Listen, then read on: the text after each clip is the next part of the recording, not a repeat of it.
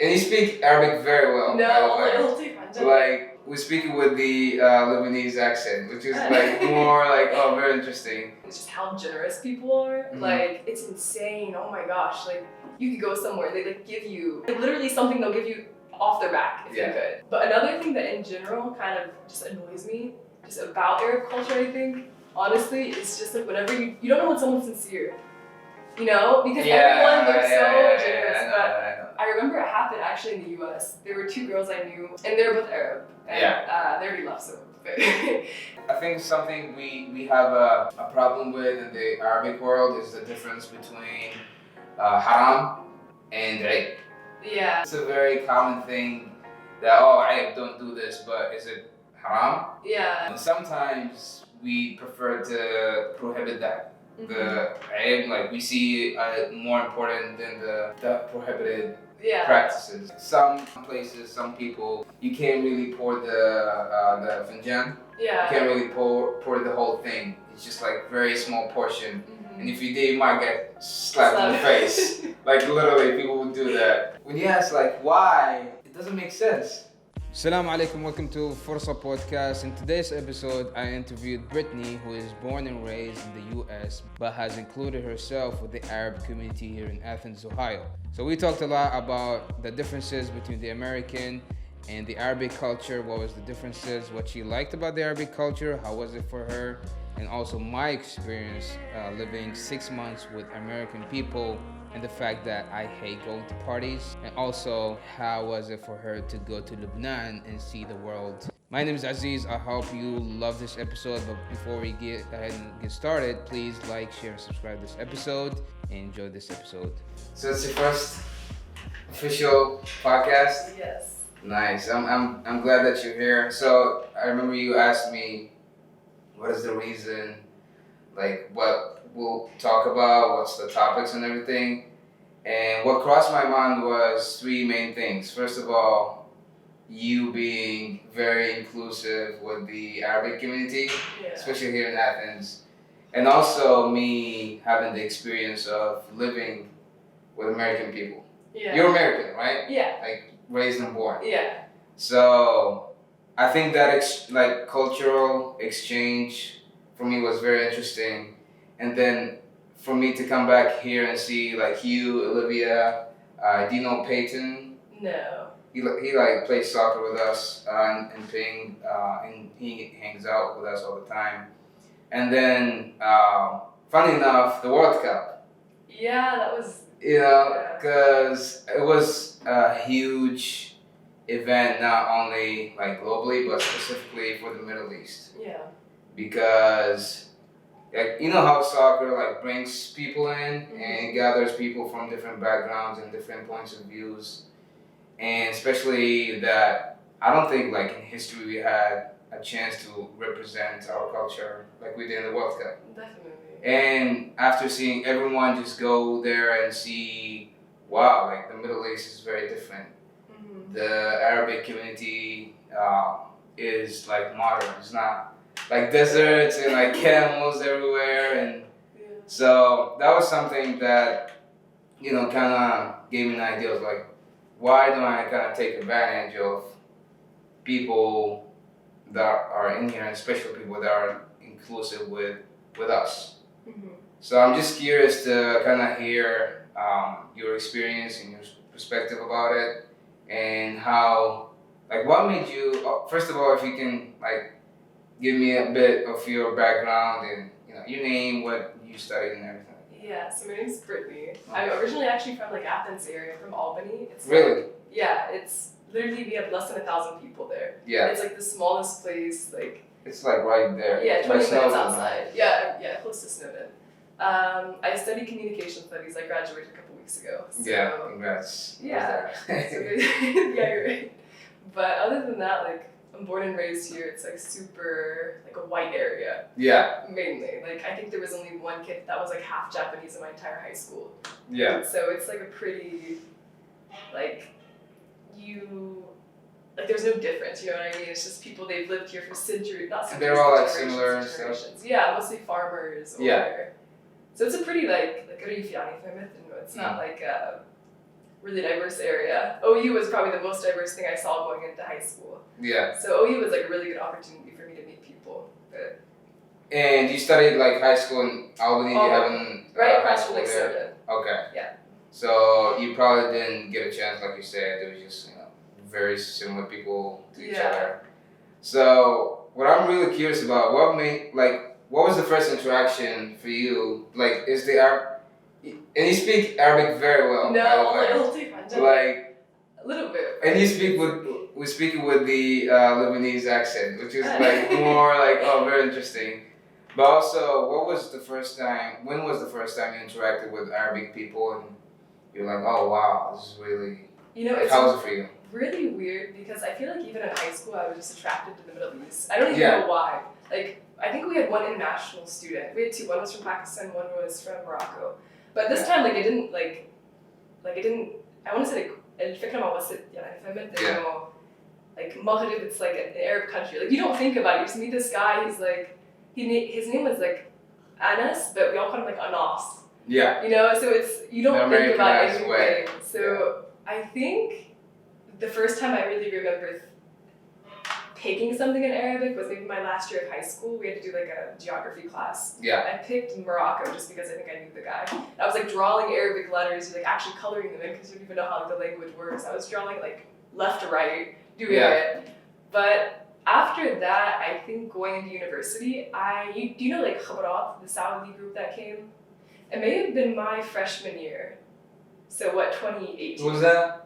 They were like 40 Saudi families. I think that 40? came 40 or something like that. They came. They're all teachers. They came to OU. They brought like there were families of them that came, and I ended up tutoring one family, like their son. He went to like Athens Elementary School, so I went to their house like 2-3 times a week. And, for English? Yeah, for English stuff, and they would make kebsa, like But I think that was probably the first main introduction I had to someone from like Saudi. Like, it's so no one thinks of going to Saudi's house. It's not common. Like, there's only a few students, I feel like. And even if there are students, they're not super young. Like, they're usually like older PhD students, master's students. But I think from that experience, I met that family as well as a group of girls that were in the same program. There were like 4 sisters that came as well. And I did like the OP language partner thing. Yeah. So I met one girl named Dalal. And we would meet a couple times a week. And they invited me over. They did like bahor and like tons of food, obviously. They invited me for like Ramadan and everything.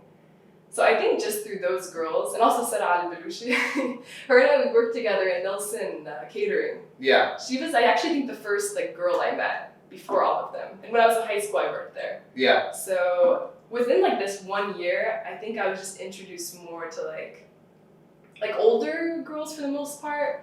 And they just kind of brought me in and they showed me a lot of stuff. How long ago was that? I was like 18 when this started. This was my first year of university. So like 4 or 5 years ago? Yeah, 4 years ago. Okay. Yeah. What year you started in OU? 2018, 2019 year. Okay, so it's probably the same time as our group as well. I came here exactly 5 years ago. Okay, but you started in OP, right? 5 years, yeah. You were in OP at first, right? Yes. Okay. But because I was a business major, and also I think I got a high grade in English or something like that, so they put me in, I don't even know, like there's different levels, right? Yeah. There's there's first, second, advanced, whatever, and I was 2.5. Okay. It was weird, but I remember I was talking to Kyle, the professor and instructor in OP, and he told me, you're just gonna take like the semester is gonna be half OP and then half academic. Yeah. Okay. So for me, I didn't last that long in OP. It was just a very short period, and I only took 3-4 courses. Okay. So it was very short for me. Who else was in like your cohort for it? Like who came with you the same? It was the most of the guys that graduated this year. Okay. This semester. Gotcha. So it was me, Hadrami, Naswar, Abdullah Harfi. We had Sundus, we had Shada. Yeah, okay. I think out of all of those, I didn't know Shada. Yeah. So we were all together, but Of course, Sheda was the year before us. Okay. So, but yeah, that was probably the same time I started university as well. Okay. But what was, like, when you started to go to OU and be exposed to different cultures, was Arabic the only, like, culture you got into, or was it different ones? I think like I was studying Spanish at first. Yeah. And like I had a minor in it, but I dropped it after I started studying Arabic. Okay. But I was super interested just like in ISU. So any event they had, like I think I went to like a Bangladeshi night they had. Yes. I go to like a lot of those events, but I think my sophomore year I started studying Arabic, like the official classes for it. But I think I just met so many Arabs that I was okay, خلاص, like this is like مصيبي or shit. I don't know. It's probably from the people, right? Yeah. That made you like switch from Spanish to Arabic. I continued studying Spanish with Arabic, but it was just like too many classes. Yeah. But yeah, I feel like I was interested in other cultures, but like Arab culture was more that I just kept going to more events and like hanging out with just like people that became friends. Yeah. So that's I think why I stuck with that mostly. But I know right after I like graduated and started working, I noticed how Spanish was very common. yeah. And for me, like, of course I speak Arabic and English. Like the first language I would learn if I can would be like Spanish. Yeah. Just because it's very close to like Arabic and English, but also like I'm just very like how you're attracted to like the Arabic culture. Yeah. I'm also very attracted to the Latino Yeah. culture, you know. And a lot of people associate me with like Mexican people every I remember time. you saying that. Yeah. And everyone's like, a lot of people sometimes spoke to me in Spanish. Mm-hmm. And sometimes I go along with it. Sometimes like, no man, I'm Arabic. And they're like, no, you're not. Like you look Spanish. I'm like, yeah. But so, how was it for you when you like started, you know, knowing the Arabic culture and start interacting with people from? What did you find? Like, what did you learn? Especially, I don't know. Did you have any certain like image? Yeah, definitely. I grew up in like a super, like honestly, a community that was super not accepting to anyone that wasn't like them. You know, From like the outside. Yeah, of Yeah. course. So there was a lot of just stereotypes I had to break down. Yeah. And I don't know, like, just like a lot of misconceptions, honestly. Like even in school, like obviously not all Arabs are Muslim, but like majority are in the end. So even in school, we take like religions, but like the points they even pull out, it's like super Biased. and it's like painting an image, you know what I mean? It's Yeah. like very direct, out of context. So I think going into university and just like meeting real people, all of those things usually like fall off. Yeah. You know what I mean? Like it's the really minority that are actually bad people, and that's anywhere in the world. So I think like after just meeting like tons of these people, and also just traveling to like Lebanon. Yeah, Like, you start I'll touch going on to that later. But you just kind of form like this normal, like everyone they're human in the end. I feel like there's more similarities between people than like Difference. then like we're still all human, you know. Yeah. But I think the main thing that always stood out to me is just how generous people are. Mhm. Like it's insane. Oh my gosh! Like you could go somewhere, they like give you like something off, like literally something they'll give you off their back if Yeah. you could, you know, or just. Even with the first family I tutored, they would always bring like gifts for me, and I was Yeah. like, "What is this? Like, why are they giving me all this stuff?" And I feel like specifically we're not used to that, especially in the U.S. I feel like it's not that it doesn't happen, but just with strangers, like they're not gonna offer you something a lot of the time. Yeah. So I didn't really know how to deal with that. I was like, "What is this? Like, what does it mean?" Like, I didn't know if there was like some like hidden agenda behind it. Like, what's like the I'm gonna get route? something from you. Yeah, like, but most of the time it hasn't been like that. Yeah. You know, it's been like a really good experience just seeing how people they can care but not know you. You can like you see that so much. I feel like no matter what country someone's from, Yeah. in their world. But I remember you reminded me. You know, I was in sales, yeah, and my boss, my manager, and every other like all my other coworkers as well were just very amazed. They were just like shocked. Like every time we go, so we used to go to local businesses, like local small businesses or like convenience stores sometimes, and we always see these people from Jordan, from Lebanon, from Egypt sometimes, and they always there's it's like 99% of times we always like come out with something in our hands. Yeah. We wouldn't go inside and go out without getting something, And it wasn't that we asked for something. You're just like, yeah, just go grab something from the fridge or something. Yeah. And that's just like sometimes when when me and my boss go to a store, we just automatically go to the fridge and just take something because we know they're gonna ask us to do that. And I think that's something I was proud of, because every time that I took someone that went to a place where there are like Arabs for the first time, they're like, oh, they always do that? Like, is that common? Like, yeah, man, it's just like regular thing. It's not really a big deal. Yeah. And it's just a way for me to like flex indirectly to people, to kind of like show them, which is, it's I think it's a great thing. But also, on the opposite way, like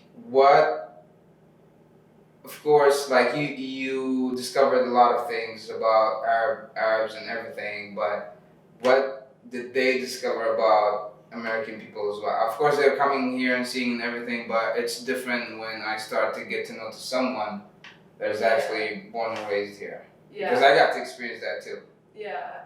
I think one of the things I kept on hearing, like, you're not American. You're not. I was like, what is this idea that you have of all Americans? That you're saying that I'm not that just because of the way like I act with you. Yeah. You know what I mean?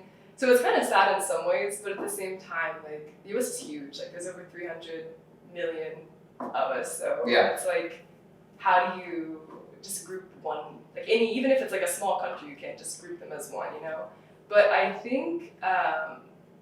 I don't know, maybe one reason I get along with Arabs a lot is just because we have like some similar values and stuff, and maybe that's because they changed me, or maybe like just going back and forth, maybe there's been some kind of like I don't know, like just some kind of internal change. You don't even notice you do it, but it's like just affected you anyway, just because you hang out with people a lot, you know what I mean? So I think some of the friends I've had, it's both, I don't even know.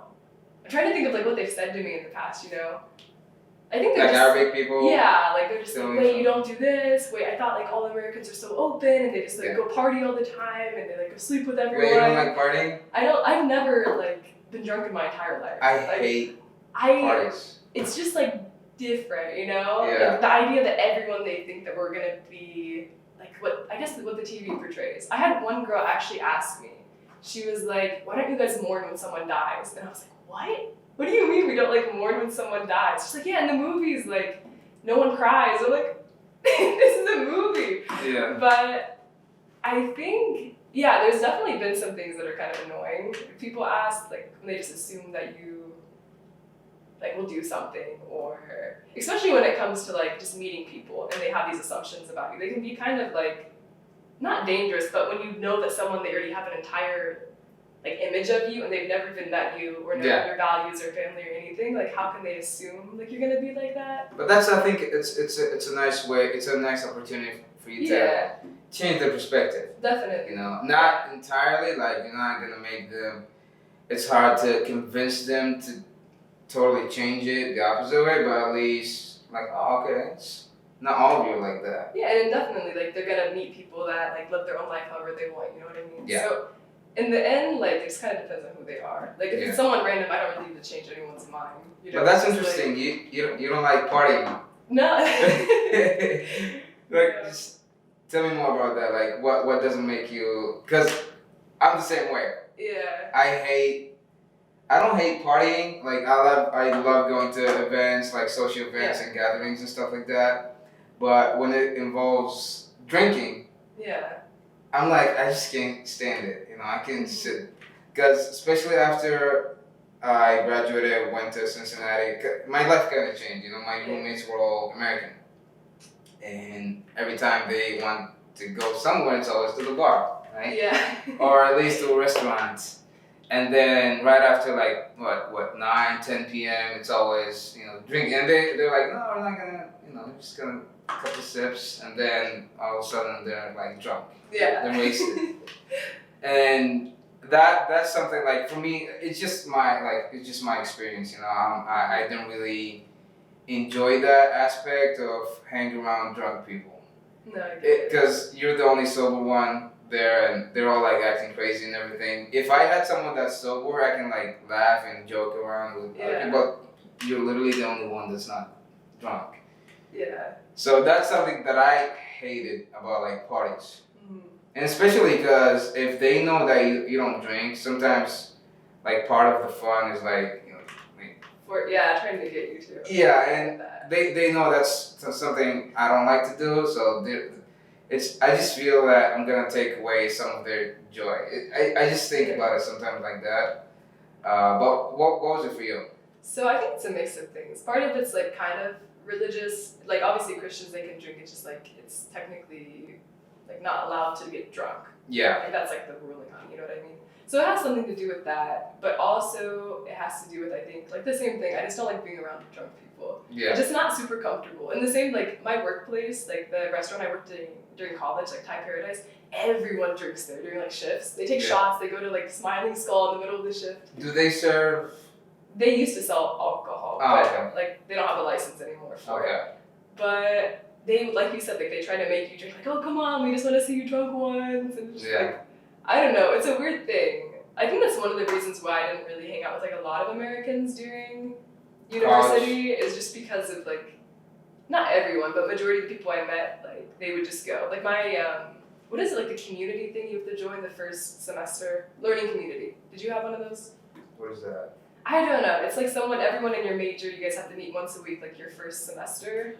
You have to do like stuff around the university. Okay. You go take a walk and like you speak your language and the kind of thing, this right? kind of thing. Yeah. So for mine, I literally dropped the class for it because like it was just super boring, and I'm from Athens, so I knew everything. The conversation hour. Not this one. Not that one? No, I don't know. My major, it wasn't required at the time, but I think now it is. It's just everyone that like started the same program as you at the same time. Okay. And they split it up into like different classes, and I think it's like a 1 credit hour class or something. But everyone, they would just like go to the bars like every single time. And one kid in my class, he was like, I'm transferring to OSU. He's like, there's nothing to do here except drink.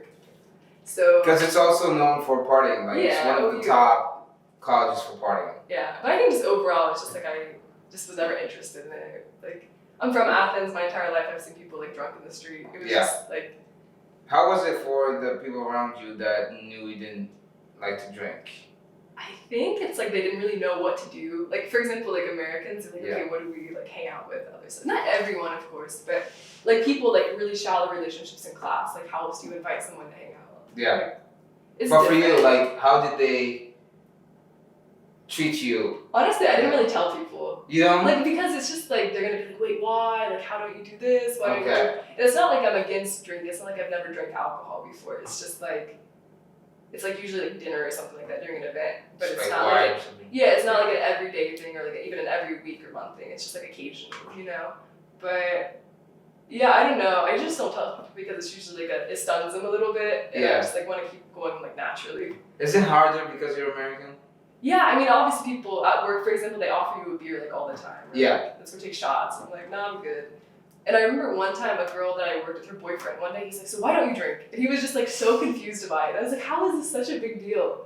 You know? So it was just like aggressive about it. It's always funny, honestly, like the conversations that pop up from it. But I don't know. What was your experience when you were like living with Americans? So mine, I think it was easier for me just because some of them already know the fact that Arabs don't drink. Yeah. And it's like it's prohibited. And I think whenever someone sees me, they kind of see that I'm not American, probably. And I'm just like, I don't drink. And sometimes they ask, sometimes they're like, oh, okay, it's up to you. Most of them, like 85% of them are like, oh, good for you. Like most of them tell me that all the time. But most of them, when they ask, they're like, oh, is it like personal reasons or like culture, like religion? I'm like both. Yeah. So like internally, I don't like to do it, and also religious wise, we're not allowed to. Yeah. So that's always my answer, and most of the time, like I said, they always tell me, "Oh, good for you," stuff like that. and then they really respected that. And I think like having in general, not drinking, but in general, in different like values with life. Whenever I establish the fact that I don't do something, it makes me first of all respect myself, and then for them to respect me too. Yeah. So if it doesn't give me a chance to do it later, because if I did, they'd be like, "But you told us you don't do this." Yeah. And I think it makes me more strict or like disciplined more than if I'm with like Arabic. I don't know. I kind of think about it like that because it's, I don't know. I just think about it like that. That when I first told them about it, they're like, "Oh, okay, we respect it." And they always tell other people too. Yeah. They're like, "Yeah, Aziz don't drink." Or sometimes when we look for a place to go to, they make sure it involves other things than just like alcohol. Yeah, that's always nice. That's kind of like... No, that's something that I really was like grateful for. I didn't expect. I've always expected for it to be kind of a burden. That hey, this guy doesn't drink. We have to find something to do or something like that. But like I've been always just like I go with them for a certain while. If I found that they were getting very funny and stuff like that, I would be like, alright, I'm done. I'm out. I just go back home. Yeah. But in a sense, I think they were always respectful of it. It was always this like boundary, and they always know that. And also with food. Yeah. Sometimes they ask me. They know that I don't eat pork and I don't anything with alcohol. And there was a time where my roommate, he was cooking like a pasta or something, and it had wine. Yeah. So and he was like, yeah, it's wine. It's like cooked wine, so it's not probably I was like, all right, I'm just gonna look it up and see. And I looked it up, and like any like form of wine in any shape, it's prohibited no matter what. So I just like told him about it, and the next time he didn't do it with wine. He just found something else to cook it with. Yeah. So that was something that a lot of people on the other side, like the Arabic people, don't realize about like people here. Like you said, it's like 400 million people in the U.S. You're gonna find people that probably don't get it or have a lot of questions or can be disrespectful, which is unfortunate. But on the other hand, there's a lot of people that are going to respect it. Like most of the people I told I don't drink, it's because of like religion, like personal reasons. They've always respected. Yeah. Because it's like having boundaries and having like kind of principles you go with. People see character. It's not like, yeah, I'll just do whatever someone tells me to do. And that's an easy way for people to kind of disrespect you. No, definitely. But most of the people that ask me about like partying and everything, I'm like, yeah, I just don't enjoy it. Because here in college, I've only been to a bar once. I walked in a couple times. Like a friendly invited me, but like I stayed for like 20 minutes and I always left. I just don't know what to do there. Me too. It's super loud. You can't like talk. And, yeah. Like I don't know. Because I always love going. You see, like a setting like this, like a coffee shop. Yeah. Or a coffee house where you can just have a conversation. But when you go to a bar, if you're not drinking, there's nothing else you can do. Honestly, because if you're talking to someone else, it's very loud and you have to like scream at their face. Yeah, definitely. And also there's a lot of distractions. Yeah. Like someone comes, like talks to the other person, and all of a sudden they're engaging with them, and you're by yourself. You don't know what to do. Yeah. That's the main thing I found when I go there. Unless there's like games and you can like play like pool or like the futsal or whatever. It always makes it just a bit more fun, like an activity to do. But yeah.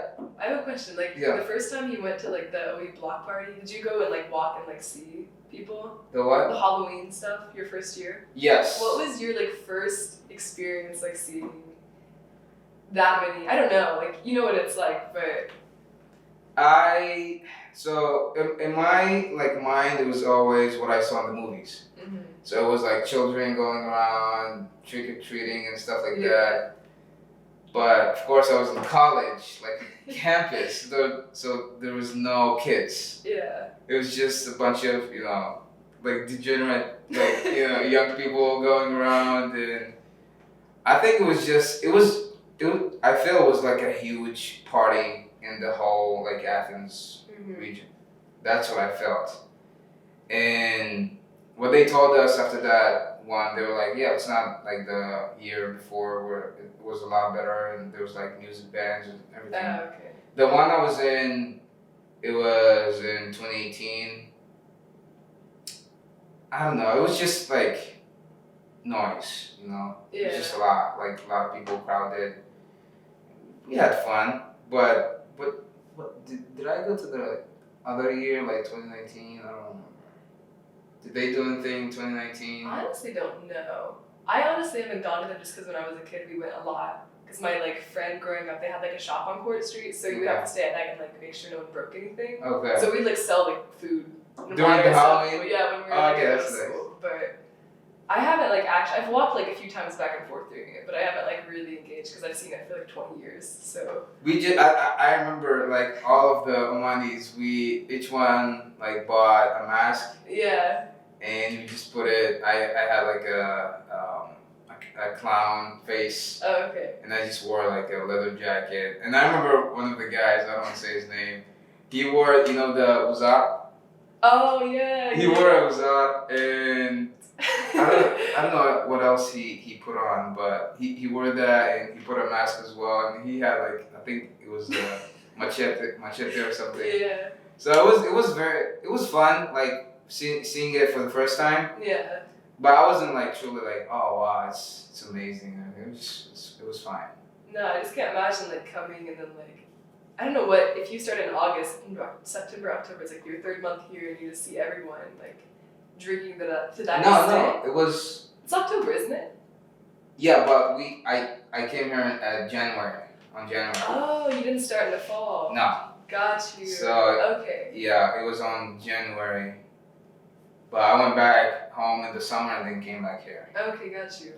But like other than Halloween, I haven't really spent Christmas or Thanksgiving. Like I haven't been in a Thanksgiving house. Okay. But this past month, was it Thanksgiving?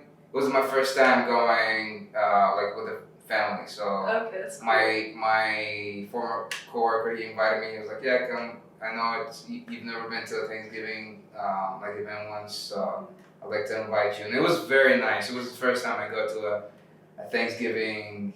What do you call it? Party? Yeah, like gathering. Yeah, gathering. Like So it was his whole family, his cousins, his aunts, and uncles, and stuff like that. So it was the first time like we ate turkey. That's cool. It was everything that I kind of imagined about Thanksgiving. Yeah. The turkey, the pies, the food. It was like food all over the place. Definitely. And we had fun. We played like board games, and his family was awesome. It's great. Christmas is the only holiday I haven't really went anywhere. Seen for it, yeah. And I'm not like too big into it, Honestly, I feel like, at least for my family, Thanksgiving and Christmas, like, we eat the exact same thing. Yeah. The only difference. What's your favorite thing to eat during No, holiday. Oh, I honestly like Christmas because of. A lot of people say Christmas or Yeah. Thanksgiving. It's like, honestly, Thanksgiving to me is just like a pre-holiday for Christmas. Yeah. Like, once you get past Thanksgiving, like, Christmas is here. What I love about Thanksgiving is it's truly a holiday. Like they shut down everywhere. Yeah. Everywhere is closed. It's not like, oh, holiday, but I'm going to work. No, like everywhere. And also Christmas too. Yeah. Christmas, they close everything too. So that's like on a family perspective, when you're together with the family, it's always good to have like that, because I know how it feels also when we have Eid, right? There's a lot of family members that still have work to do and they can't really attend and be there. So that's something I really liked about Thanksgiving and Christmas. No, that's because it's actually a holiday.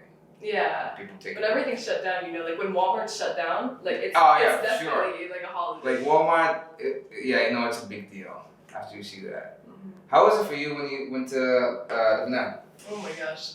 And how was it the first time you go there? No, so tomorrow I leave to Lebanon like a third time, yeah. Nice. But the first time it was like definitely a huge learning curve. I love Lebanon so much. Yeah. And seriously like the best place.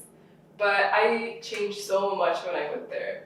Like, cause I went alone, like I didn't go with a group. I just like found an apartment on Facebook. I just like moved in somewhere. Yeah. It was like a lot of like like this is the only way I can think of the first trip. But, yeah. Why Lebanon? So I lived with a girl, she was Lebanese for 1 year. And I was like studying Fushan in university, but like I wasn't learning anything. Just because I had other classes, I was like, what is this language? Like like it was just like all this stuff, I wasn't understanding anything. And I was just like, I just need to pick a dialect and just go with that and just forget like Fushan. Like an accent. Yeah. Okay. And I had paid for a program in Palestine, but because of COVID it was canceled. Yeah. So when I started living with my friend, I was like, okay, I'm just gonna pick like Lebanese, I don't care. I didn't have like a really big reason. And you chose a good one. Yeah, I chose I just wanted something in like Bilad Sham, and I didn't know where, and obviously Syria is like unfortunately out of the picture. Yeah. Jordan would have been cool, but it's just like super expensive in Jordan. Yeah. And Palestine, I had wanted to, but the COVID thing. So Lebanon was like the last option, but a good option, obviously. Was it only in Bilad Sham? So I just wanted to learn like that dialect, like in that region, you know what I mean? Yeah. So yeah, I just kind of went. I just kind of made like a makeshift trip. I lived with this like a French girl in an apartment. Nice. But it was cool. Like I had to learn like a lot of stuff when I went there. Because when I was dropped off, like that was it, you know. Yeah, like you have to kind of figure it out afterwards. But it was definitely worth it. I met like really cool people. How long you stayed there? So I was supposed to. I arrived at the end of May. I was supposed to come back in August, but I ended up like not doing a semester at university and then just staying till October. Nice. So you loved it there? Yeah, it was super fun. What did you love about it? I think one, just because like it was the first time I was in an Arab country. I was like everything, like anything I was like super excited about. Was it the first time you traveled outside of the US? Not outside the US, but just like in the Middle East. Yeah. But like just here, I remember when I got out of the airport and was like going to my apartment, just seeing stuff in Arabic, I was like, oh my gosh! And my friends had was like, why is she so excited? Just like shawarma or like falafel, like why is that exciting? But yeah, it was super cool. The people were always like super fun, and that was one of the things that was so hard for me. Is just like people, they want to like help you. Yeah. And Lebanese are so funny too. Like anything becomes a joke, even if it's like, I feel like dark. You know what I mean? Like dark humor is like so funny. It could be like the worst situation just happened and it's like turns into like a joke. In general, like just the dialect is super fun, I guess. I think different, like, because I had met some people from like Oman or Saudi, and obviously I feel like it's like super like polite, you know what I mean? Like you would never hear like some of the words that you'll hear in the street like in Lebanon. So every time I would hear something, I'd be like, oh my gosh, and they just like, when I would translate it in my head, I'd be like, oh my gosh, like, what is this? But well, is it like a bad thing? Yeah, there's like bad words, and I feel like cursing in Arabic is just like so deep. Yeah. When you like learn all this stuff, I'm like, what? Like this. Yeah. Like the exact translations are super funny, but yeah, I don't know. It was just a whole different experience, like getting taxis or like they have service. Yeah. Not obviously having a car was super fun. I would take vans everywhere, and I got food. How was the transportation thing? Because obviously I haven't been to Vietnam before. So obviously, if you don't have a car, like they have public transportation, but it's like quite a ride. I don't think even some Lebanese use it. Like when I told my roommate that I used vans there, they were like, "What are you doing? Why are you using public vans? Like take an Uber." And I don't know. Like it wouldn't make a big difference. It was just fun for you. Yeah, like I would always take like it's like Autobahn, like the number 4 van to places.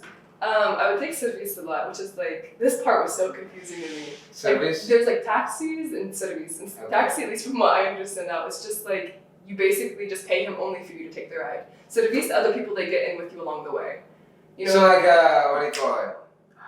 Carpooling? Yeah, kind of. But it's just like the guy who works with it. You know what I mean? He just has like a red license plate, and then he'll be everyone. This was another thing. Everyone they beep at you, like taxis and service. If you're walking, like where are you going? Like no way, heck, and no. And you're like, come on, just go, I'm walking, like, I'll stop you. But that was super interesting because you get ripped off like a lot if they know, at least in like Sotheby's, you know. Yeah, like, if you're like foreigner. Yeah, it's like twice the price. And if you don't know in the beginning, you know, but then afterwards, like it's kind of sketchy at first. Yeah. Because when I first would get in, like the first time I ever took one, it was kind of like a funny story. So maybe my first week there, I hadn't left like my like neighborhood yet. And I was trying to cross like the highway, and I couldn't because it was just so busy. Yeah. And then a taxi pulled over. He was just like, "Where are you going?" I was like, "Okay." And I just like got in, and I was like, "I just want to go to like the center of the city." And it was like, I was so lost that day. Yeah. Like I took like 3 or 4 of them. Each one of them, now that I think about it, they ripped me off like so much. But in the end, like I made it. I made friends that day too. But is it because they recognize that? 100%. Like they know when they see me. Like أجنبية خلاص. Yeah. مع مصاري وما بعرف. She has money. But whenever you actually understand like how much things should be, because in the beginning I didn't know how much like a Sotheby's should be. It wasn't that much money. It was probably like $2. Like Sotheby's is super cheap. Not bad. Like it's probably like $1 to go. Is it because of the fact that a lot of people also like go in? Yeah. I mean like Sotheby's because you're gonna be. It's probably the cheapest option. Other than like a van's the cheapest, I think. But then like between taxi, because the Sotheby's is like a car, like someone's car that he drives around all day. Yeah. But yeah, I don't know. It was like. Overall, it was just a really good experience. I changed a lot when I came back, just because like being that independent, not having someone to rely on all the time, like it makes you like change, obviously. Yeah. But, have you considered going to Oman? yeah, this trip, like my plans so far. So I go to Lebanon tomorrow. Mm-hmm. I'm only staying until the 3rd. I'm just basically putting my stuff like at home, and then I'm going to Saudi for a week to visit like some of the friends I made before. I'll go back to Lebanon for a while. And then my plan is obviously like to stay, hopefully. Then I'll go to Palestine, the trip I talked about earlier, for 1 month that I like had paid for before COVID. Then I'll go back to Jordan for like a couple weeks, and I'm thinking like after that maybe go to like Oman. Yeah. But we'll see. Wait, what did you study? Communication studies. Communication. Yeah. So, But not like languages, like that like science of communication. okay. You know what I mean? So it's just like how communicating with people. Yeah. Basically the theories behind communication. I don't really know what my major, like the best way to describe it is. What did you say? Like what was it for you? What did you learn? That's a hard thing to ask. Yeah. Honestly, it sounds bad, but like it's such a broad. It is very broad. Undergrad stuff. Yeah. Like usually people they go to like medical communication. My sister did that. She does pharmaceutical sales now.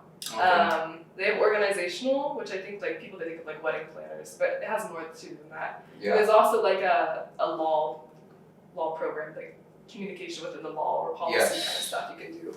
Me, I don't know. So you haven't been specific? No, I think typically whenever you go into a master's program, it's where you can kind of get a bit more like specific. So you got to study all of these different. Yeah, we took like aspects. electives for them and stuff. But overall, it's just like we studied like a lot of like Aristotle, Plato. Like we have a whole lecture on that kind of stuff. There's a lot of stuff you can go into. They do like nonverbal communication. We do a lot of like speech analysis and like. There's just so many classes, honestly. They're all like very broad, to be honest, and a lot of theories and just like communication as a whole. Yeah. But, So you went to Lebanon, of course. It's probably a great experience, but what you didn't like about it? I think something for me was obviously when you can't communicate fully.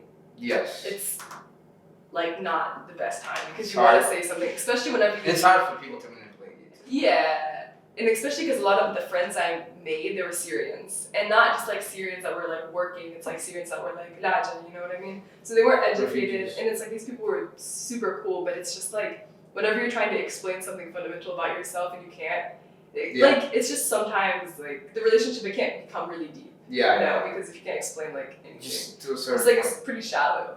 But that was obviously one thing personal. But another thing that in general kind of just annoys me, just about Arab culture, I think, honestly, is just like whenever you don't know when someone's sincere. You know? Because everyone, they're so generous. But I remember it happened actually in the US. There were 2 girls I knew, and they were both Arab. And they already left, so. basically one time we had all went to Columbus together, and I dropped them back off, and the girl was like, "Come inside, let's have ice cream," and I was like, "Okay," and then she was like, "Wait, really?" And I was like, "Oh wait, no, it's okay, I don't want anything." Yeah. So I was like, it's really hard to know if they're like genuine or just like me, courteous. Yeah, you know, and then the same thing. It's just like I was with a friend, and we dropped a different girl off, and she didn't invite us in for tea or something, and he was like, "Wait, why didn't she invite us in for tea? Like, what?" And I was just like, "I don't She's know." not obligated to, by the way. Yeah, but it's just like sometimes hard to maneuver those things. Yeah. So then you just end up like not accepting anything, and then people are like, "Why didn't you ever come?" And it's like, "You should ask me 3 times." I don't know.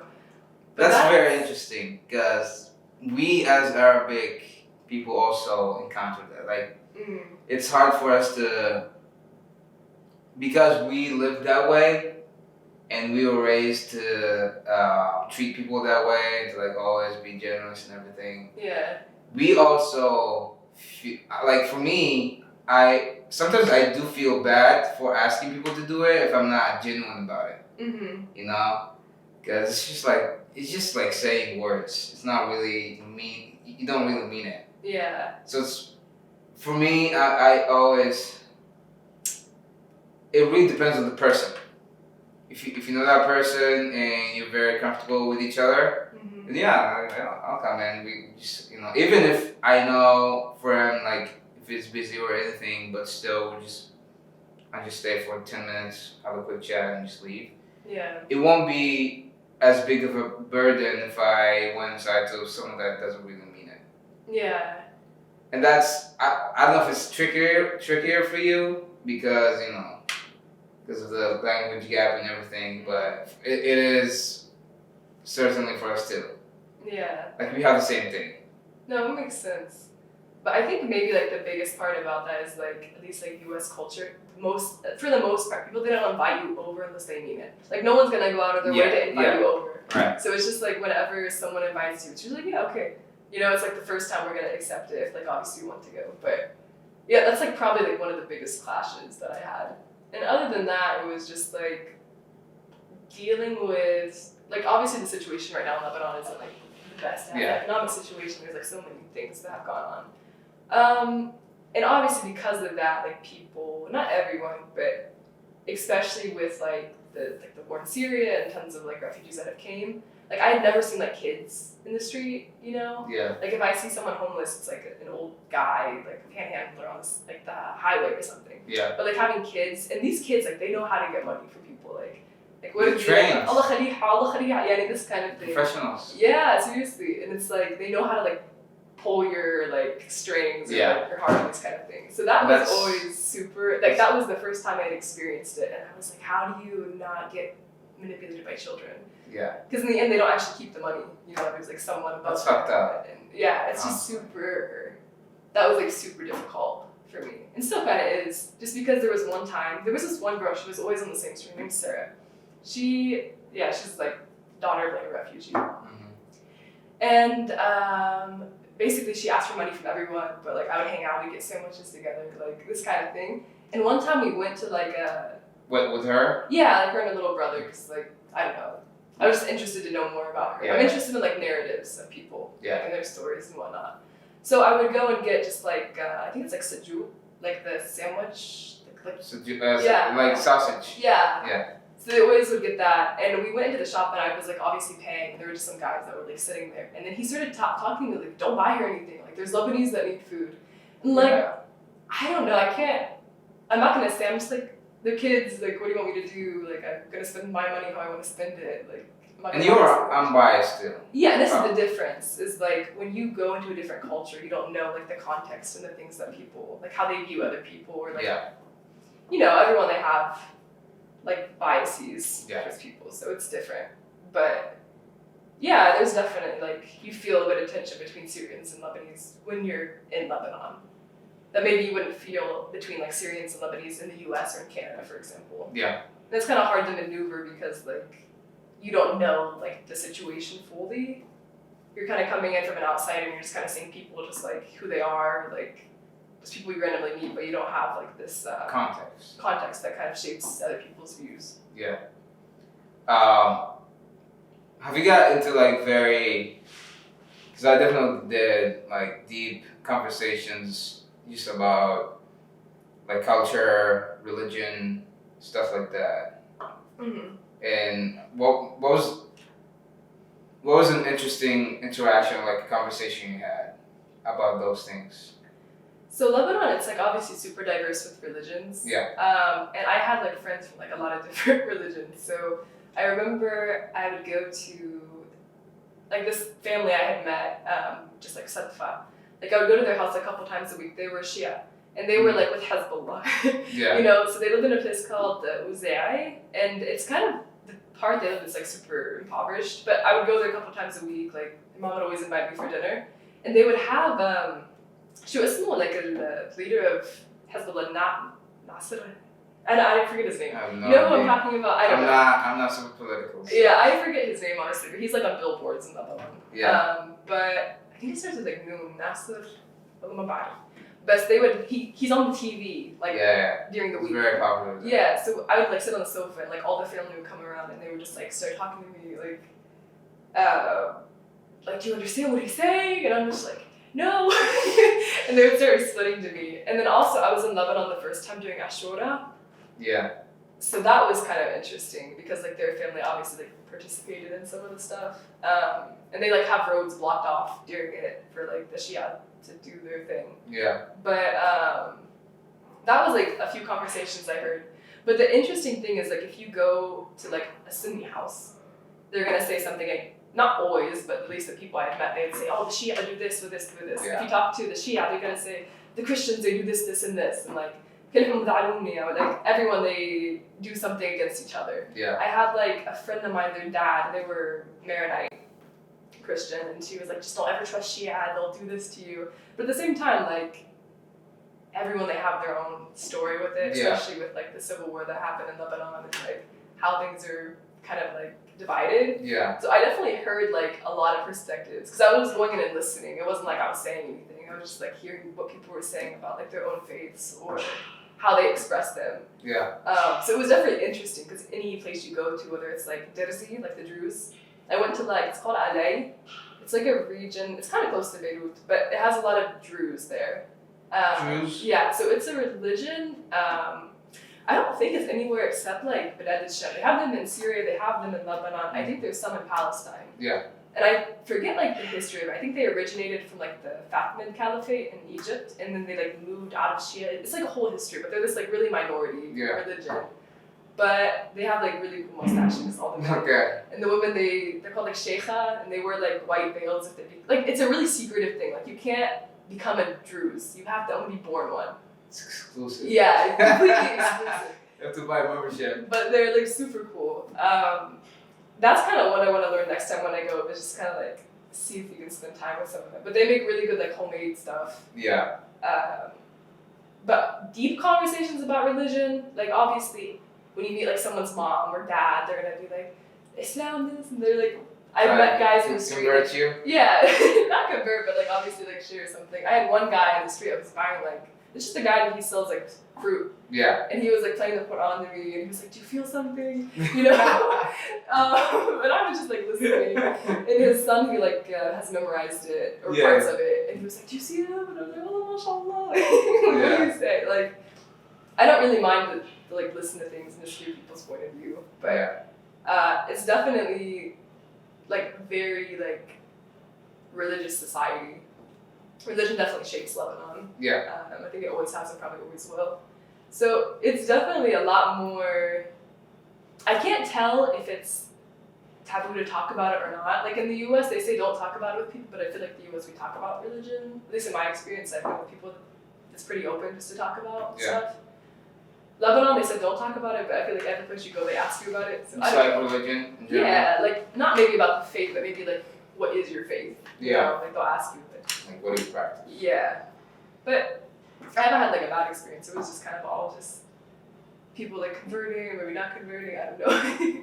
I was very cautious when people asked me like just about my religion.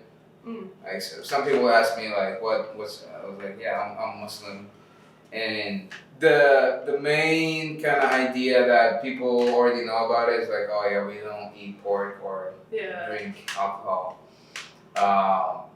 But every time the conversation goes a bit deeper, I'm always like cautious talking about it, just because I don't like when I don't know something, I say I don't know. Like, yeah. You can find it here or go here and search for it. If I do know about it, I try not to be like too aggressive about it. Yeah. Because someone would might already have an idea about something, like a topic or the reason why something's prohibited or something like that. And I try to tell them from my perspective, but not be too aggressive about it. Because I definitely had a lot of like conversations about religion and culture and why we do this, why we do that. And some of them confuse, you know how it is, like I think something we have a problem with in the Arabic world is the difference between haram and rape. Yeah. You know, it's a very common thing that hey, don't do this, but is it haram? Yeah. You know, sometimes we prefer to prohibit that. The aim, like we see more important than the prohibited practices. Yeah. And so that's something that I try to always clarify to people when they ask me about religion. It's like, yeah, it's just like a cultural thing. It's not like prohibited from Islam. It's not, you know, like Islam didn't prohibit us from this. It's just a norm. Yeah. Tradition. Did you face that in Lebanon at all? In general, like this is something that I had to like learn. Like there's obviously some things that are common sense, but like especially with some Syrians. There's like, a lot of there's so many. That makes sense. Like, I'm telling you. Anything can literally be aib and you don't even notice it. Yeah. But like I would hang out with like Bedu, like they're from like Idlib, Al-Araqa, and like Shmal Syria. If I meant like they talk like Iraqi, like cha, shlonet, shukbaret, yani this kind of thing, you know. So when I met them, I was like, well, I like Bedu in general, like different Bedouin cultures throughout the Arab world. What did the Bedu there look like? Honestly, from Syria, they like I wouldn't say I don't know, like Syrians they look different. Because commonly Bedu are like the people that live in the desert. Yeah, this is the difference. Like they say that their history is that they come from Yemen. If you ask any Bedu from Syria, they'll all say like من أصل Yemen. بس بعدين like قبيلة راحوا ما بعرف شو. بس I wouldn't say they look like Khaliji. They look different. They look Shami. You know what I mean? Yeah. But they still have like what? Like gray eyes and stuff like that. Some of them, yeah, like they're super pale. You know, it's just it depends. I feel like Arabs, they're not like they're so diverse. Like they're Sudanese. There's so many different people. Sudanese, Lebanese. Like everyone, they look different. Yeah. But Bedouin from Syria, at least the ones I met, they just look Syrian. I don't know. Like at least from my experience, you can tell, and maybe I'm wrong about this, but at least with the men, I feel like I know who is like a Lebanese man, who is a Syrian man. To me, I felt like I could tell the difference, but maybe it's just like in my head or something. I don't know. Like maybe if it's like actually from Damascus, like Shem, maybe there wouldn't. I haven't met a lot of people actually from Shem. I met mostly people from like the north of Syria. Yeah. So maybe that's why, but maybe it's just kind of in my head.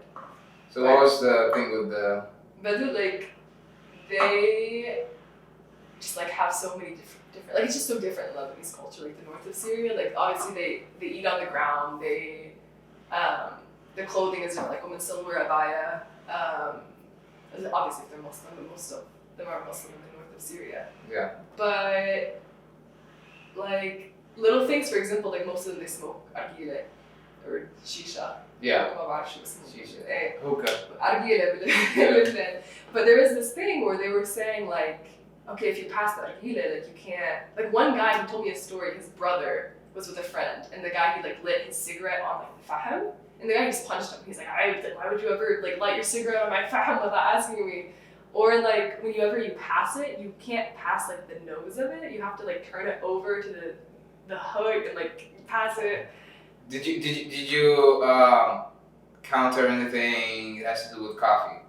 Coffee, honestly, we drank more tea when I was there. But this thing about like this, I was so embarrassed by. Like tea, like I thought like we just drink so much. Like we have huge cups in the U.S. You know, like it's finjan salida, and I can كم بشرب هيك هن like they're صابين بس I didn't know like it's I to like have more than like a couple. Yeah. So but obviously like the family they know I'm like not. They would just teach me like pretty kindly like this means this or like if you go somewhere else don't do this. Like, Yeah. You know, there's little things that like you don't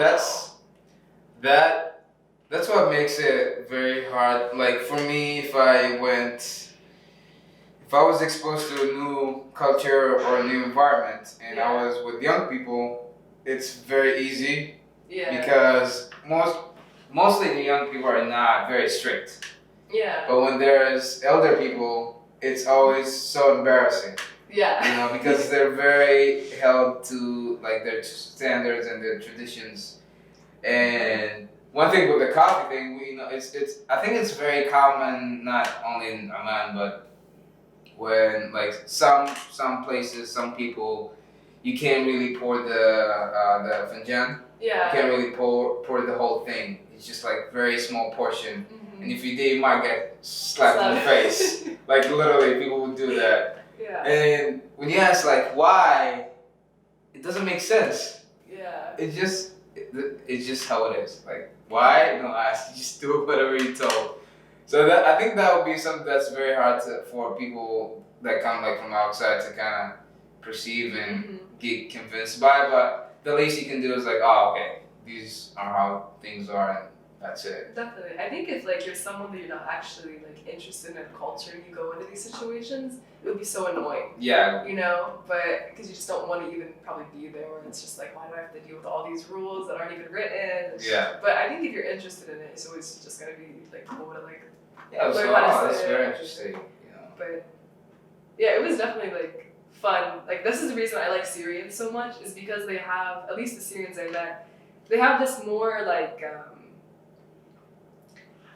I don't know, Bedouin, they're just super cool. Like they're super chill, they're like super generous, they'll like give you anything that you need, even if you don't ask for it, they always check on you. Yeah. They have like, I don't know, it's just something I'm interested, like obviously like Lebanese, they're super cool. But they're not obviously like Syrians from the north, like there's a different, maybe parts of Lebanon, I don't know, because like Lebanon is big, it's just like a border that divides them. I've been to like Akkad, it's in the north, and they, I guess, mixed with a lot of Syrians, because it's right up, like I saw Syria from Lebanon, obviously, because it's like just a border. Yeah. But when we went there, it seemed like more traditional. But again, I was like living in Beirut most of the time, so it's like the capital city, there's like people from everywhere, people. Yeah. Like it's just different, you know, you're never gonna see like a Lebanese person like eat on the ground with their hands. You know, it's just not, I feel like, part of the culture. You didn't do that? Like Lebanese, I don't think I've never met anyone that like eats on the ground with like hands or even. I know Syrians do. At least the Syrians in the north did. Like the Bedouin, they eat on the ground every single time I was with them. Yeah. So for us, I'm not us, but for me, I know when I grew up, the context that I got about the Syrians was from Syrian drama. Bab Hara, you know, all those. But of course, they were all from like back in the day, like years before, during the war and everything like that. I didn't really get to see how it is in there, and also obviously from media too. Yeah. Like I don't really know how. I'm pretty sure it's very different than how it is in the Gulf. Definitely. You know, the Arabic Gulf can be very similar, like you know. Saudi, Kuwait, Qatar, they can all be very similar to each other. Because also our like attire is also very similar too. Like everywhere, like Qatar, Kuwait, they all wear bushed. Yeah. Oman, they wear bushed. You know, we put the shamal, and obviously Oman has its unique like the Musar, Emirates too, but it's all similar. It's not the same, but I'm pretty sure it's different in Lebanon and Syria and Egypt. Yeah. Too, and especially also then when you go further, like northern Africa too. Definitely. Like Lebanon, I just want to go back on the topic because I've been everywhere in Lebanon, obviously. At least what I experienced, I hadn't seen anyone like eat with their, like it's not like, when I think of like eating with their hands like on the ground, I think of like Khalij, in parts of North Africa, it just kind of depends. My experience though, I've never been in a house where people that eat on the ground or Really? like have that piece of plastic. You know what I mean? Maybe there are people. Maybe I just I've only been there like 6 months total, so it's like I don't really know. You can't really generalize but everywhere, but at least the parts I had been to and most of the families I had went into, I hadn't met people that like ate on the ground with hands. I think that's a big deal, you know. Yeah, so I don't know, but in my experience, I hadn't seen it. But at least with the Syrians, like I think this is one way you can kind of tell the difference, especially in parts like Baalbek. You'll see like Syrians walking. As the Syrians, they wear like thobs. Yeah. But not all Syria wears this, you know. It's just parts of them. But they call it what is it? Like the women they wear. It's called they say galabiya, which is like, but they call this like thob. At least in the dialect my friend speaks. We have thob too. Yeah, you guys have a different name, right? It has like the tassel and like the men, like what do you guys, is it just thob? So in Salada, okay, my region, we have thob. Okay. And thob is just very light, like attire for women to wear. Wait, for women to wear? It's for women, yeah. Oh, thob is for women. Yes. And Salada. And Salada. We have Dishdasha, which is, some people actually call it thob. Okay. Like the what do you call it? The formal attire for men. We call it Disdash. Got you. This is like the one that has like, it looks like what I would think of thob for like Sardiya, like the white one, or I guess other colors. Yeah. And then the one that we wear just like a cozy clothes is, you know, when we wear it's like Dishdasha, but it's cut from here. Yeah. And it's very like this. We call that gilabi. Okay, got you. So it's kind of it gets confused. And I was confused why they call it like galabiya. Like I thought it'd be like jalabiya. When I think of guy, I think of like Masr, like gamiya and I don't know. And it's also it's crazy how it's also diverse in Oman too. Yeah. Because you know when I met the guys here the first time, I was the only one from Salat. Me and Ahmed Ben Khalif, he was the only one in Athens, and I discovered that I'm still like I'm a chameleon. Yeah. Like once I surround myself with certain people, I become like them. Yeah. So also my accent, from Salada, it changed. It wasn't the same. So even when I go back home, people ask me like, are you from Muscat? Oh. You know, because I kind of speak that accent. Mm-hmm. But what I noticed was there's huge like tradition shift and a lot of different, you know, traditions and cultural behaviors that we do in Salada than we do in Muscat, than we do in Batlan, than we do in Sharqiyya.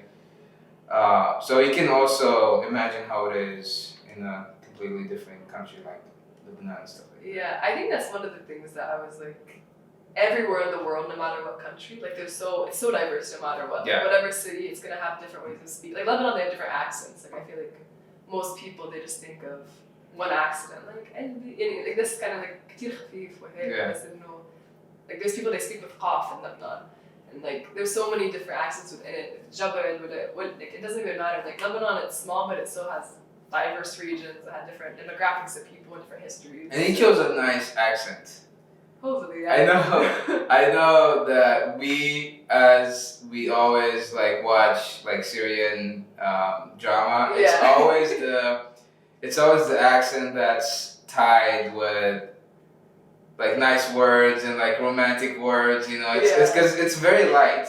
It's different than other accents from like Khalid, and it's always associated with like.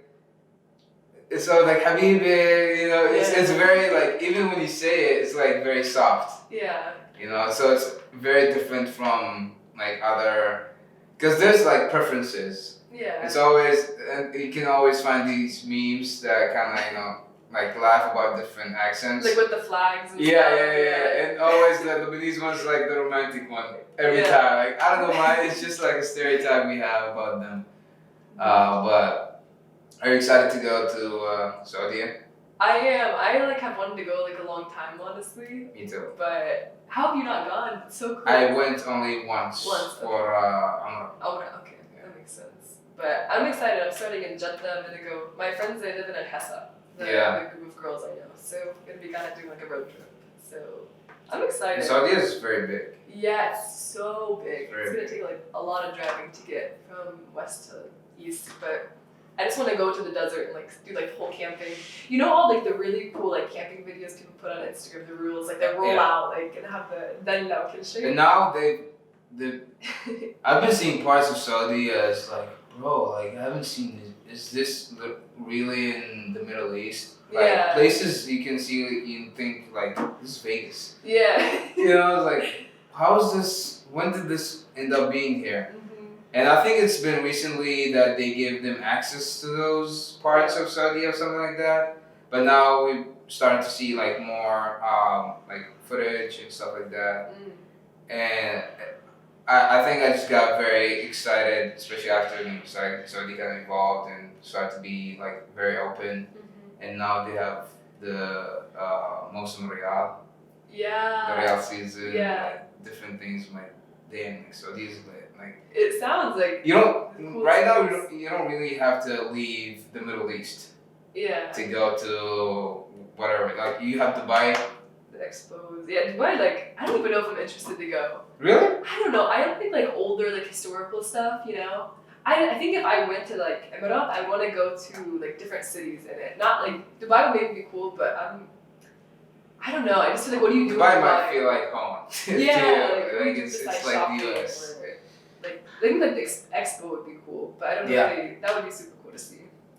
No, right now, like especially after the World Cup, man, I'm like I don't really have to leave the Middle East. Like, if I want to go to the World Cup, I'll go to Qatar. If I want to go to Fest, I'll go to Saudi. If I want to go to High Tower, I'm just gonna go to Burj Khalifa. Yeah. Which is very nice right now, and I think Dubai is, if you want a very, like open place, like you find people from all over the world. Yeah. There. Definitely.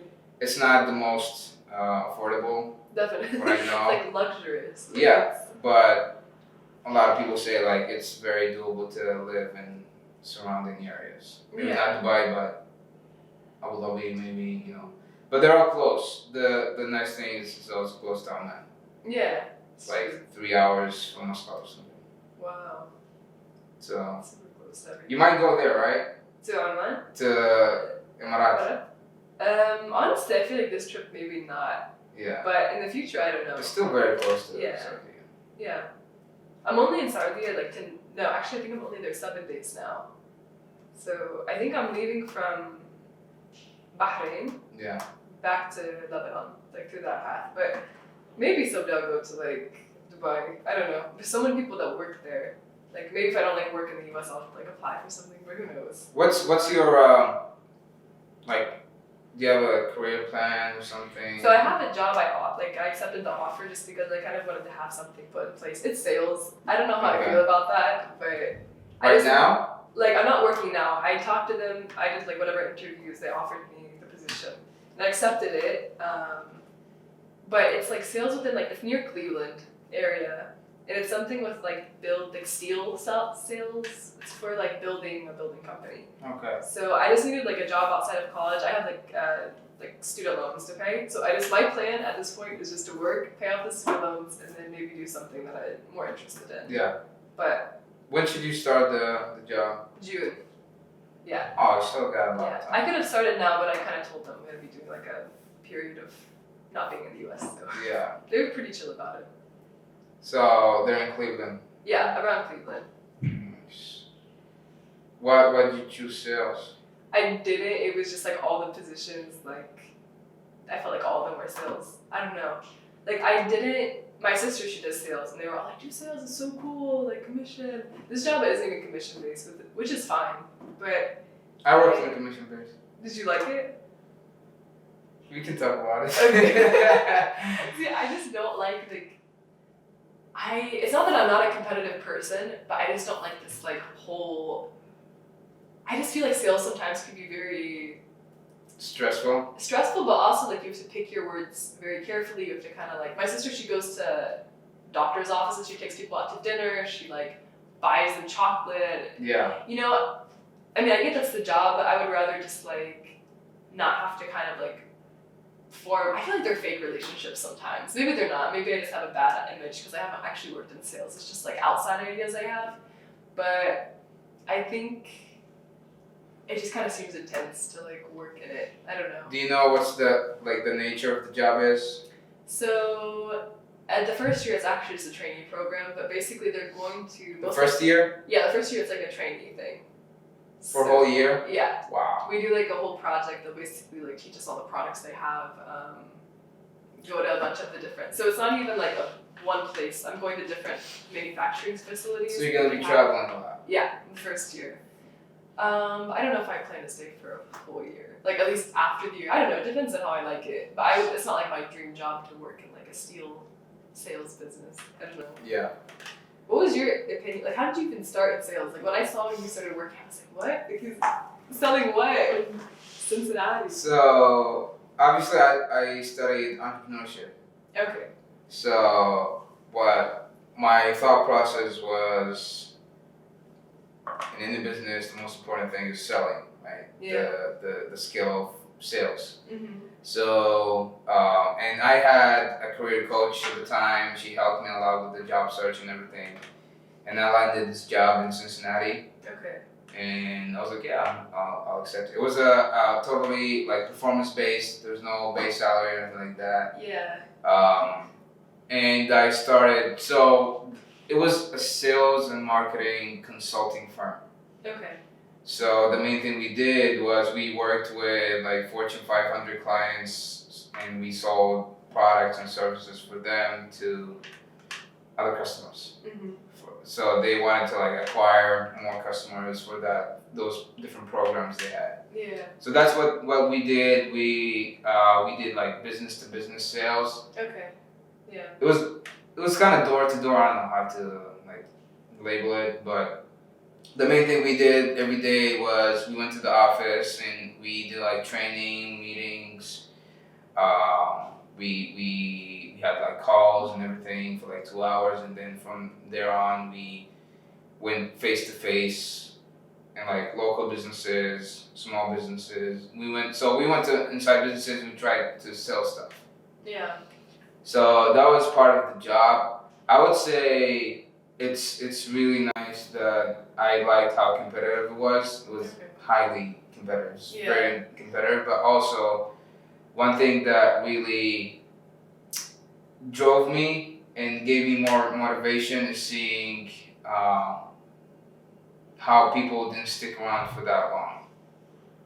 Got you. Like the turnover rate was very crazy. Like it was very high because when people like come in and see like, oh, it's very hard. Yeah. And I just get motivated even more because I'm like, oh, this is not for everyone, and it's just I want to see like how far I can go with this. Mm-hmm. And that just made me in the mindset of like keep learning and just growing, learning more things. Mm-hmm. So like sales wise and selling wise, like my skills got grew up with time. Mm-hmm. Because I wanted to, and I had the environment to support me with that. Yeah. So it was just a bunch of things like working together. And as an experience in general, what I got from it was a lot of things. Like a lot. Like not only with sales, it was a combination of communication, relationship building, team building. They also helped me with recruiting. Like I contributed with like recruiting wise, like interviewing candidates to come into our office and work with us. It was like public speaking too. It was like traveling and different events. So like the things that I got from that was it was a lot. Mm-hmm. I would say it was very challenging as well because it was not, like I said, it was not easy. Yeah. It took a lot of like discipline and just the will to learn more because there's always room for growth. You know? But I think for that position specifically, we just ran into a period of just like we were just like struggling as an office. Yeah. And for me personally, I put a lot of work into it and everything. I just got burned out. you know. Yeah. But it really depends on where you go. Mm-hmm. So for me, the environment was great. The growth was very high. It was just the compensation that really didn't pay off. Yeah. Because I had to pay for rent and everything like that, and also was putting a lot of time and effort. Mm-hmm. So those things didn't align. Mm-hmm. It was fine, at that time and everything to a certain point when I was like, I don't want to do this anymore. Yeah, I think that's the main thing for me. Like the job I'll be working at, it's salary. It's not like anything with commission. They said that they don't like how people perform if they have commission because they said they have commission breath. Yeah, so they just said that's what it's called. What commission? Commission breath. Okay. It's like right now I'm very desperate. Yeah. To get the sale so I can get money. Yeah, that's basically the point that she was explaining. So they said that's why they give like just a base salary, and then I think that's kind of what you get. Yeah. But I don't know. Like I did an internship in the summer with sales. It was like a sales development training thing. It was like 5 of us. It wasn't in Cleveland. It was just like remote from a company in Cleveland. It's called Cision. They do like software sales. It was definitely like a good experience, but like remote, I cannot do remote like for only work. Remote sales? Yeah, like we did. I get that. A lot of like QR decks. We did like. Did you use Salesforce when you were there? Like, that we only use it like in point of sale. Okay. We just did a lot, like, they tried just to introduce us in general, like, what it would be like working there. We did, like, small stuff for actual employees. But it was, like, definitely eye-opening. It was a really great experience. That's what I wanted. You say it was an internship? Yeah, an internship. And it was paid, so it was really cool, too. But after that, I was just kind of like, do I really want to do sales with my life? I didn't really know what to expect, like, when you graduate, you haven't had any real experience in the sense of, like, a professional job. So I think once I come back from, like, Lebanon, it's going to be like a period of like growth and just kind of figuring out like what is it post graduation. Yeah. But I'm excited just to kind of see how the company is. They seem really cool. Like the interview was really cool. It's definitely like a male dominant workplace. Yeah. Because it's like mostly they deal with engineers and like Lowe's and building supply companies. The observation I saw is it is definitely like the higher number are like males. Yeah. But when a female comes that has the grit and just the work ethic and everything, I think the impact is more. Yeah. That's what I saw because I think there's more admiration when they see that from a woman. Yeah. When they see, because they expected that from a male, from a guy. Yeah, I get what you mean. But when a girl comes in and actually crushes it and does like great things, it has more admiration. That's what I noticed. There was one interview I did. It was a different company, but they did basically like really similar work. They did stuff with like packages for engineers, basically. Yeah. And she was like the manager. Most of her team were girls. And she was basically just saying like what she noticed because they go to like construction sites and like very like male dominant areas. Yes. And she was like, what we've noticed is if you're a girl, like they're not gonna yell at you. Yeah. If you mess up, it's like this little small things that matter. She said it seems like it was more effective just because of like gender stuff, but yeah. I don't know, we'll see. I'm excited to see what it will be like. But we'll see just like what happens after like a year or two, like how the whole thing plays out. The most people, like, I don't want to generalize, but most of the people I saw, they were like no one wants to be in sales their whole life. Yeah. It's mostly like a learning curve. Like I'm here to learn and grow, and hopefully like some like our business was you're in sales so you can be a manager and then consultant and just like climb up the ladder. So no one's actually there to be a full-time sales their whole life. Yeah. So, but like skills-wise, because it's kind of different than being customer service, and then being like a receptionist or like a host or something. Like it's kind of different than most of the jobs that have to interact with customers or people outside. Because for us, it was us going to the businesses, so we went to their environments. So it was every time it was a different atmosphere that we got in, and it was about like getting the skill of reading the room. Yeah. Like every time you go to a new business, you never know who's the person you're gonna talk to, how they're gonna interact. Some people feel and look intimidating at first, and once you talk to them, they're like the nicest people. And sometimes the opposite, you might find like a very short guy that looks very innocent, and then you go there and like he's an asshole. Yeah. Like you never know, but it's just about not having any expectations. Yeah. And not presuming anything before you do the thing, because that will start to make you overthink a lot of things. Yeah. You're like, I met a guy that looks like this before, I know. And then you never know, because that's the problem with thinking. Yeah. Because it's only thoughts. You never know what's the answer unless you go and try those actions. So that's it's just something that I learned from the sales. Is to stop procrastinating and start doing. You know? Yeah. That's something they taught us, because procrastinating is just like wasting time. Yeah. For something you know nothing about, because you haven't really done anything to get answers. Yeah. I think going into that, in my major, this is one of the, I forget what class it was about, but basically the whole point is like humans, we hate uncertainty so much. Yeah. Like we want to close that gap that we don't know, and that's why we make assumptions so much. And I think whenever you can just be comfortable with like uncertainty, like even though it's like against our nature, I guess, you could probably like go in and just make better relationships. And yeah, I mean in the end, like we solidify something on our mind usually. Like you were saying, like a short guy that seems like super cute and nice, and he's just like completely like bananas. No, yeah, it's so hard to. Like it's just weird how quickly we make images of people and perspectives. And that's the difference between, like, there's always gonna be what do you call that? Ambiguous, like uncertain. But there's a difference between inaction during those moments and patience. Yeah. Because patience means I'm doing action. I'm still doing something about it, and with time I'm gonna find out the answer.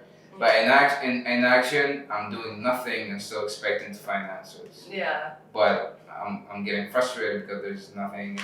It just becomes a whole spiral. Yeah. That's something that I really learned from this is I'm not gonna find anything laying down in bed and just thinking about it. That's also what happens when you presume something. When you have a problem with someone and you want to go talk to them about it, and you're like, what if they say this, and what if they get mad? Yeah. Let's go find out. You know? I'm not gonna find out and it gets worse as you wait more, as more it gets frustrating, it gets harder, and sometimes it blows up even more just because you waited more time. Yeah. You know? So I think sales is it's a very good thing to have experience on, especially at the beginning of the career. Yeah. Because that's what I felt. Because at this time in my life, like, what are you, like 24, 23? 22. 22? Yeah. So I'm 23. We're like very young. Yeah. And the risk percentage is very low. Like there's no risk. Like for me, I'm not responsible for like family members or anything like that. You know, I'm fortunate enough. I have that privilege. I got, my family are all back home. I have younger or like older siblings. My parents are in a good health. I have that privilege. You know, I'm not. It's not gonna be risky. I'm not like pressured to find something immediately that will generate money and wealth and start. You know. Yeah. So I'm not really rushing into that. I'm just rushing in finding experience. Because after that, like after years, then I'm gonna be like, okay, now I'm done with the experience. I got a lot of knowledge. I'm gonna start something that is like sustainable and just like settle it, and just settle in. Because I found that I wasn't really settling. That's something that made me feel very anxious also. Because like I said, I was living with Americans. It was a huge like cultural gap. Yeah. And just like the lifestyle, because like living with Arabic people, even though we might have different hobbies and stuff like that, it's still kind of the same lifestyle. Like we all pray, we all like go to the Jummah prayer. Yeah. There's a lot of similarities, but you know the guys that they did a lot of things to help me settle in and feel comfortable with everything. I don't think they can do a lot more than what they already did. It was just something that was in me, like internal. Yeah, like the fundamental things is what makes a difference. I lived with, it was actually like really random. I didn't even try to like live with these girls, but my second year of being, like when I was moved out, I ended up living with all Arab women. Yeah. Like it was just like a random friend, like, hey, I'm moving out, do you want like a place to stay? And I was already looking for one. It was like my Lebanese roommate. I lived with a girl from Palestine, and one girl, she was Palestinian, but she was Jordanian. Two of them, they were Christian. The other one, she was Muslim. So in general, like one of the girls, the girl that was Muslim, she ended up moving to like a studio apartment eventually, just because it like fit her needs at the time more. But it was like cool experiencing, like obviously we were all from the same religion, but like the fundamentals, even if it's different sects of the same religion. Like one, she was Orthodox Christian, the other one, she was Maronite, like a kind of Catholic. Like I grew up in like a Protestant church, so we have differences, but like we all gotta like bring a tree together. Yeah. We gotta like do all this stuff, and we just kind of added our own like cultural interpretations to it. So it was a really cool environment. They had like the day before, I think Christmas, most like Arab countries where there's Christian populations, they called it like, it sounds bad. I forget the exact name. It's like sakran. Like it translates to drunk or something. Yeah, but it was something they just like eat a lot before. Maybe I don't even remember what it's for. It's like some holiday period before they start like the Christian fast. Before, I forget if it was before Easter or what exactly. But basically, they made all the food they make back home. They had like kusa. They had like so much stuff. Yeah. And they were just laughing about the name and like just sharing parts of their culture and how it's interpreted. But it was just cool. But I think like the part of living with people that have, like we go to church together, or we would go to like different events that were celebrated things together. It was important for like when you go home to relax with people. Yes. Or not that it's impossible to live with people from different religions, but sometimes it just kind of clicks when you like have a home outside of your like actual home. Yes. If you can have it, it's like an opportunity that you can take. We also had a very diverse house. Okay. Like my roommates, I had the Italian, the Sicilian, my other roommate, he had like Croatian, wow. inheritance. Yeah. We had like an African American people, and I was like Arabic. You guys had a lot of people in that apartment. Yeah, and we also had someone that was living in Amish. It was very diverse. Wow. And I remember we had a whole week. We planned that every day there's someone who's gonna be cooking. Wow, that's super cool. So there was a day we made like pasta and shrimp. There was a day my friend he called it chicken paprikash. Okay. It has like Croatian background. I made kipsa. Okay. So it was a great cultural exchange. Mm-hmm. Because alhamdulillah, I had the opportunity of showing them that like Arabic people are like normal people, Yeah. I like music. I listen more to English songs than I don't listen to Arabic songs like at all. I'm not like very. I'm very like back home. I'm very Americanized more than a lot of people around. Okay. So the reason I came to the U.S. in the first place because I was very exposed to the like pop culture, the movies, the TV shows, and I was already good with English. I think it was just a gift. I don't know. Mm-hmm. Like I didn't really study English that much more than anyone else, but I just had that gift. So I just had the opportunity of showing them, oh, like you're Arabic, oh, you still like You don't live in the desert. You don't like nah. We have regular homes. We have different tastes, but also we like burgers and pizza and stuff like that. Yeah. It wasn't like something that's different or like completely out of the ordinary. But that was my experience, and it was very interesting. It was the first time I lived with different like roommates that are not Arabic at all. Yeah. Your entire time at OU, you were with like other Omanis, or were you mixed with other? I only had one semester living with an American guy. Okay. It wasn't the best. No. Like Yeah. he wasn't very organized. He didn't really like to clean. He was he always liked to sit in the room, not really leave. So Yeah. it wasn't the best experience. So I had a kind of bad experience that always like kind of. Was this in the dorms or was this like in the dorms? Yeah. Oh, okay, got you. But ever since I've been living with Omanis. Okay. But this time, I kind of was forced to live with them because I was gonna be, it was the housing market in Cincinnati was very insane. It was very expensive. Okay. And the crazy thing that my boss was like, "Listen, man, I'm gonna help you out. We have a very nice couch in the living room. Just come stay with us." I was like, "You serious, man?" I was like, "Yeah, I don't mind. We like you. We love you. You're a cool guy. Come live with us." Like, I'm coming this Sunday. I took my, my stuff and everything, just lived with them. Your boss is the one that came to the Omani night, right? Yes. He looked so young. When you said all the videos he would put. That's funny because when I asked a lot of people, they're like, 32 or something. I don't know why. Yeah, But I don't know. How old do you think it is? Like, I couldn't put like an age on it, but I thought like 27, 28, something like this. But when you said boss, I thought it was just like your like colleague or something. I don't know. He was my manager. Okay. My office manager. And you just like lived on his couch, like you were staying. Yeah, at first, but then we had like 2 people that left the house, and I was able to stay at their like rooms. Wow. But he's a lot younger than 20. He's 23. Wait, he's 23? He's 23. It's like my age.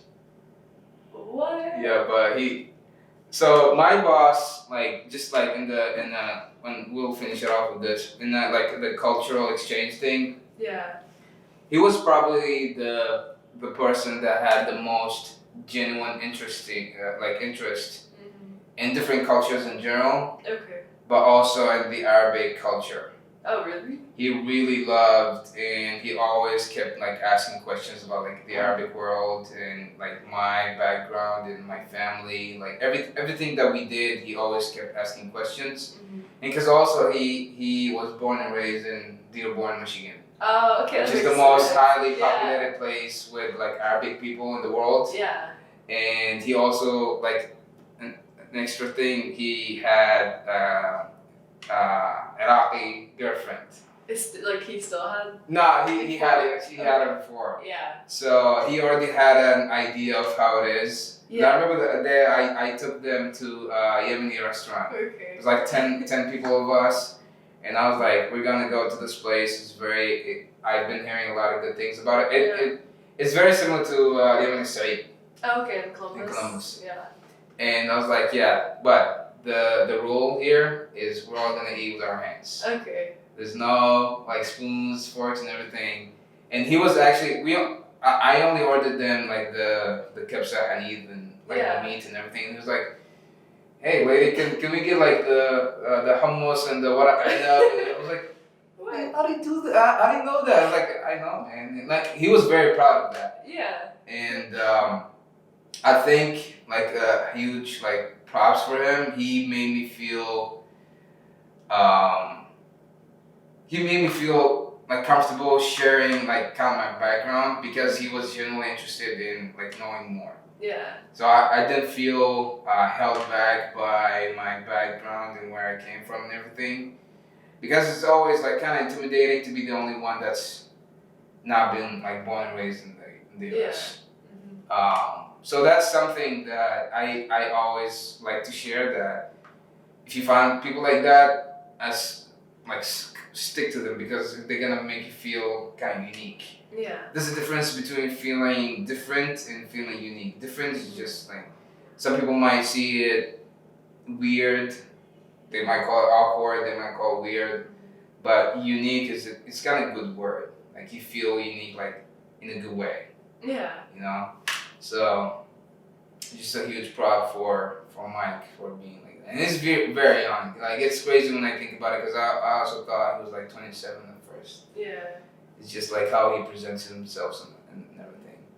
But I really thank you for coming here, Brittany. I hope you enjoyed it. I always tell people like, trust me, you're gonna thank me for it at the end. But yeah, I was just like interested in knowing like kind of your background, what got you into the Arabic community, what you like about it, and what you learned and stuff like that. I'm probably gonna have like Olivia here too, because she's been with like Arabic people like 10 years or something. Wow. Yeah, and she's in Oman right now. I think I've seen some of the pictures she's been posting. Yeah, she's in Oman at the moment. But yeah, you got me excited to go to Lebanon. You should go, seriously. It's funny. I actually got this from Shada yesterday. Oh, Lira. She gave it to me.